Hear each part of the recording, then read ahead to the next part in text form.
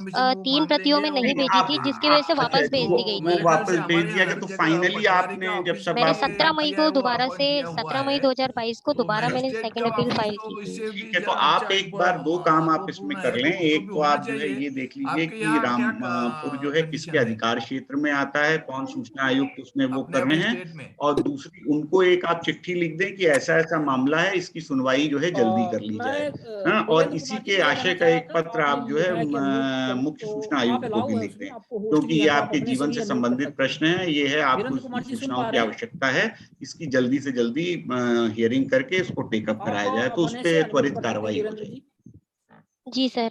Sir उसमें मैंने जो हस्बैंड को 3 साल का हाँ, पनिशमेंट हुआ है उसका जजमेंट भी मैं लगाया ये हुआ है, और थोड़ा-सा मैंने आपकी अलग से बात उसमें मजिस्ट्रेट लिख से कर भी दिया संबंधित हुआ है कि कालेकर जी सुन नहीं पाया। मतलब वो हाँ अपराधी जी, हैं और तो उनको आप सजा से एक काम बचाया जा रहा है, करिए और उनको वीरेंद्र वैसे जी, भी आप एक मतलब बार वो खुद वापस लॉग चाहते हैं आउट कि वो करिए और फिर सूचना मुझे लॉगिन ना करिए। हो दी जाए, सकता है तो अपने कहीं तरफ से आपकी भी तरफ से कोशिश कर टेक्निकल रहे प्रॉब्लम हो, हैं। कभी-कभी ऐसा हो जाता है। तो हाँ, नहीं अब वही है कि इस पे मेरा इस समय कमेंट हाँ, करना ये उचित आप नहीं क्या होगा, ये मजिस्ट्रेट मेरे से सुनवाई संबंधित कोई कक्ष में बात कह होता रहे तो थे मैं क्या? बिल्कुल वीरेंद्र जी कमेंट का कर ये देता। ये टेक्निकल किसी प्रॉब्लम थी, तो दूसरे जो उसको है राज्य सूचना पकड़ने के आयुक्त चक्कर के में मैं सुनवाई ध्यान कक्ष नहीं दे में पाया। क्या मामला अभी आपको मजिस्ट्रेट ने विचाराधीन क्या है, बात मतलब जो आपने भी की सर? उन्होंने या तो निर्णय कोई दिया होगा या अभी टेकअप नहीं मेरा किया एक होगा, ये था तो जी डाउट इसके सर। लिए जो है ठीक है मीरा जी। मैं अलग से का आपको ऑफिस है, बता दूंगा जी divisional sir. Public magistrate first platform पे क्लास। नहीं। ठीक है। ठीक है, तो मीरा जी आप वहाँ संपर्क कर लीजिएगा सर से। पीआईओ का एक तपन अपॉइंटमेंट जी कुमार नहीं सर। जी है। हैं, ये पूछना चाह रहे हैं, तपन जहाँ बहुत बहुत कुमार जहाँ जी हैं। धन्यवाद हमारे सर। गांव जी गांव इनका में कहना जहाँ है कि पटवारी किसी का ऑफिस है वहाँ पेशेंट्स भी की, पीआईओ का मरीज की ये अपॉइंटमेंट है, मेडिकल हिस्ट्री जानना चाह रहे हैं। लेकिन तपन जी मैजिस्ट्रेट आपका कोर्ट में क्या प्रश्न है? अपॉइंटमेंट नहीं एक है, और बार वो आप बोलता है अपने कि आप को अनम्यूट डिस्ट्रिक्ट कोर्ट करके का एप्लीकेशन पूछें। करो, जी वहां से आपको नमस्ते सर। इंफॉर्मेशन मिलेगा। नमस्ते। तो ये हमारे सर मेरा सवाल ये था कि जहाँ मैं तक जैसे मेरी समझ पीजीआई में है, लखनऊ में आपका एडमिट थे मेरे मजिस्ट्रेट मामा है जी, मालूम नहीं मुझे। तो उनका रिपोर्ट्स तो और पीजीआई जो मेरे फाइल ख्याल की से कॉपी है पीआईओ का फर्स्ट अभी पेज से लास्ट पेज तक चाहिए अपॉइंटमेंट थी, तो होना उसके चाहिए, पे लेकिन आरटीआई नहीं डाल है। सकते हैं उसके क्या? लिए क्या करें? आरटीआई तो आप किसी तहसील भी सब्जेक्ट में डाल तहसील सकते हैं, कार्यालय लेकिन आप में क्यों चाह मजिस्ट्रेट रहे हैं, क्या का आपको लार्जर पब्लिक इंटरेस्ट इन्वॉल्व है आपके मतलब मामा जी की मेडिकल कालेकर जी आपका ये कहना है क्या कि नहीं आप एक्चुअली मतलब मजिस्ट्रेट सर यानी कि क्या रिपोर्ट्स फर्स्ट कुछ क्लास दे नहीं मजिस्ट्रेट रहे हैं बोल रहे हैं हॉस्पिटल या वाले ना, पीजीआई में? उनका जैसे जुडिशियल मैजिस्ट्रेट एक न्यायाधीश एंडोग्राफी रिपोर्ट था, न्यायाधीश। तो वो सब नहीं दे रहे हैं कुछ, तो इसलिए चाहिए था हमारे लोगों के नहीं तो यहाँ देखने के पे लिए। तहसील में तो वो मामा जी से मजिस्ट्रेट नहीं कहिए वो होते खुद हैं। मांग लें। हाँ वीरेंद्र जी।